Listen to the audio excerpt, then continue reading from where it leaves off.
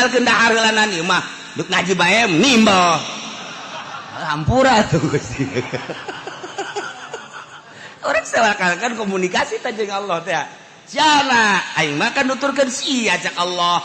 Aing maha kawasa, tapi aing nuturkeun sia kan bab ikhtiarna kan aing mere ka sia. Kan di sia. Kege eueuh ikhtiar sia. Nah, urang komunikasi sakan jeung Allah. Mulai ku urang lalaunan dileungitkeun adat dahar. Terus ja beneran orang sia dibere ku Allah.